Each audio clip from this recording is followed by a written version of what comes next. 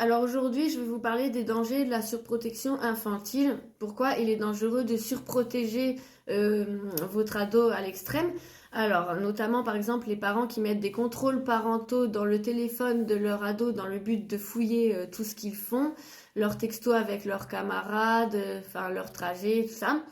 Et pourquoi c'est dangereux vraiment de l'étouffer, ne lui laissant aucun espace de vie privée. D'abord, il faut savoir que votre ado, pour se développer normalement, il a besoin d'avoir confiance en lui. Il a besoin que vous, parents, vous lui renvoyez l'image que vous avez confiance en lui. Il a besoin d'avoir cet espace privé, cet espace de bulle d'intimité avec leurs camarades, parce que d'abord, leur smartphone aujourd'hui, c'est un peu ce que vous appelez votre journal intime quand vous y étiez enfant. Vous avez un journal intime. Eux, aujourd'hui, leur journal intime, c'est un peu leur smartphone. C'est un peu ce qui leur sert de vie privée. Et le fait de ne pas leur laisser de vie privée du tout, ça crée d'abord une image comme quoi vous ne leur faites pas confiance en tant que parents. Donc eux se développent avec une image qui n'ont pas confiance en eux. Et en plus, ça fait des enfants qui souvent, des ados, on le voit souvent, ces ados qui ressentent une pression constante de leurs parents, des ados qui vont chercher à avoir la liberté qu'ils n'ont pas dans vos dos, quitte à se mettre vraiment en danger. Comme par exemple, on le voit, des ados qui fuguent la nuit quand leurs parents dorment pour rejoindre des mauvaises fréquentations.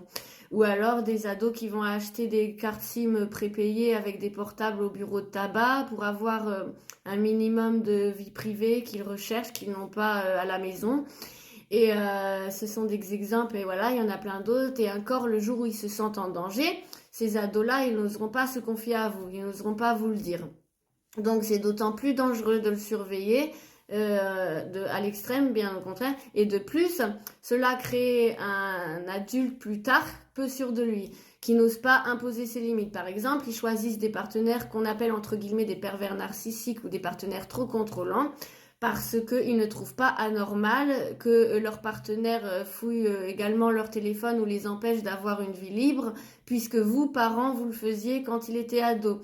Donc il se dit inconsciemment, comme mes parents fouillaient tout ce que je faisais quand j'étais ado, j'ai besoin également d'avoir un partenaire qui fouille ce que je fais parce que je ne suis pas digne de me faire confiance, je ne suis pas digne de diriger ma propre vie moi-même. C'est ce qui se dit l'adulte qui a été trop contrôlé une fois ado, quand il n'a pas réussi à dépasser cet étouffement, et ben il se dit, il est peu sûr de lui, vous voyez. Et donc en plus de ça, en plus de faire des ados qui se mettent en danger derrière votre dos et qui n'osent pas vous parler quand ils sont en danger, ça fait des adultes qui restent en danger une fois adultes parce qu'ils sont peu sûrs d'eux, ils sentent un besoin que quelqu'un dirige leur vie. Alors c'est pour ça que moi, ce que je vous conseille de faire, c'est toujours instaurer un dialogue avec votre adolescent. Alors bien sûr, je ne dis pas évidemment de laisser votre ado faire tout ce qu'il veut ou de pas s'intéresser du tout à sa vie, et bien au contraire, je suis consciente que nous ne sommes pas dans un monde de bisounours et qu'il y a des dangers partout, mais ce que je vous conseille, c'est d'instaurer un dialogue de confiance envers votre ado, et vous verrez qu'il se mettra beaucoup moins en danger si vous lui faites confiance. Par exemple, le jour où vous lui donnez son smartphone, vous lui dites voilà, aujourd'hui tu as un smartphone, je te fais confiance, je ne vais pas fouiller dedans, mais par contre, je souhaite que tu m'écoutes, je vais t'expliquer les dangers sur tel site. Je souhaite également que tu me le dises le jour où tu te sens en danger, que tu viennes te confier à moi. Et vous verrez qu'en lui parlant comme ça, en instaurant un dialogue de confiance, le jour où votre ado se sentira en danger, il va bien plus se confier à vous et vous le dire, qu'au contraire, l'ado qui est étouffé, qui ne va pas oser le dire à son parent, vous voyez ?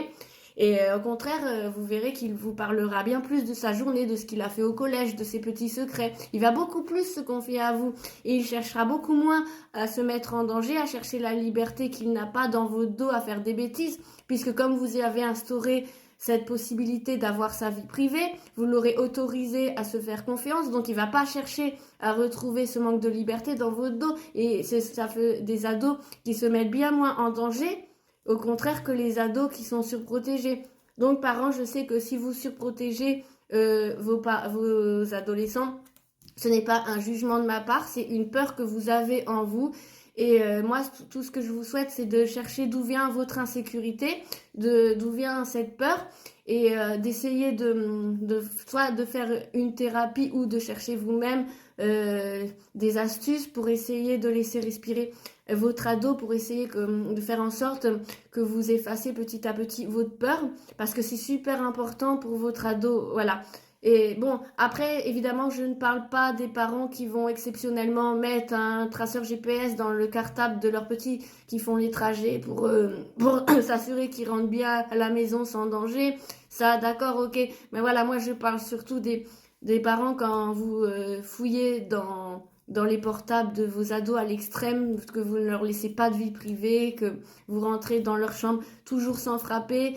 Voilà, ça fait vraiment des ados qui sont étouffés, qui vont chercher quitte à se mettre en danger pour chercher leur liberté. Et en plus, peu sur deux qui seront encore en danger à l'âge adulte parce qu'ils savent pas imposer leurs limites. Ça fait beaucoup, beaucoup d'ados de complexes. Et puis voilà, moi je conseille vraiment de montrer cette image de confiance envers votre ado, d'instaurer ce climat de confiance, et vous verrez que au contraire il se mettra beaucoup moins en danger.